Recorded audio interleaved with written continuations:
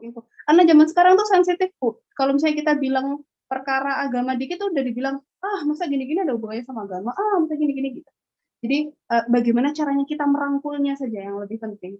Dan kemudian, terkait efek dan juga feelings itu yang saya bilang tadi agak tricky yang, tidak bisa saya sampaikan di RIDUT itu, karena memang, ini tuh maknanya bisa berbeda-beda pada setiap anak. Untuk kasus-kasus tertentu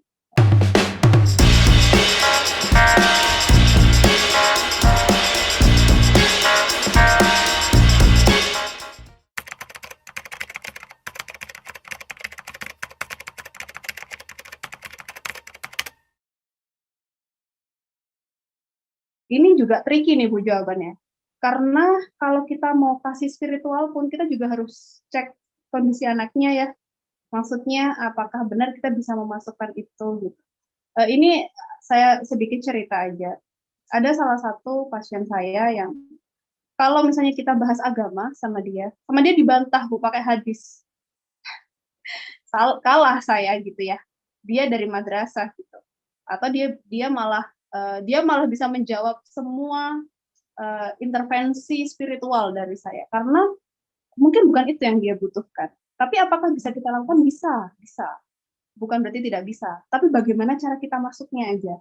Gimana cara kita masuknya? Spiritual itu bukan sebuah intervensi yang salah. Itu bagus, tapi bagaimana cara kita menyampaikan kepada si anak ini biar dia tidak menganggap itu salah gitu.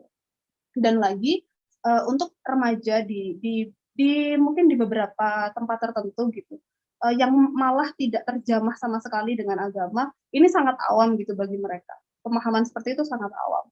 Sehingga yang paling penting adalah bagaimana cara kita untuk mengungkapkannya gitu Bu.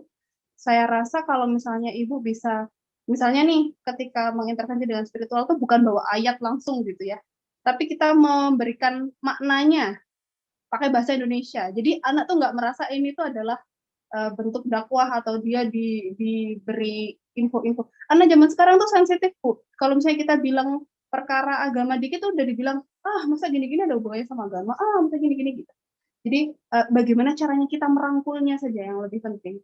Dan kemudian terkait efek dan juga feelings itu yang saya bilang tadi agak tricky yang tidak bisa saya sampaikan di RIDUT itu, karena memang ini tuh maknanya bisa berbeda-beda pada setiap anak. Untuk kasus-kasus tertentu, mungkin masalah keluarga atau masalah pertemanan gitu, atau mungkin masalah pertemanan ya yang masih bisa di lingkungannya sekolah, sehingga Bapak Ibu sebagai guru bisa benar-benar merangkul, bisa tahu apa yang bisa dilakukan untuk si anak. Tapi kalau konteksnya lebih dalam lagi, misalnya masalah pacar, dia takut tuh kalau misalnya itu nanti orang lain jadi tahu kalau dia pacaran misalnya. Atau dia takut tuh kalau misalnya dia malah dijudge karena dia pacaran, misalnya kayak gitu-gitu.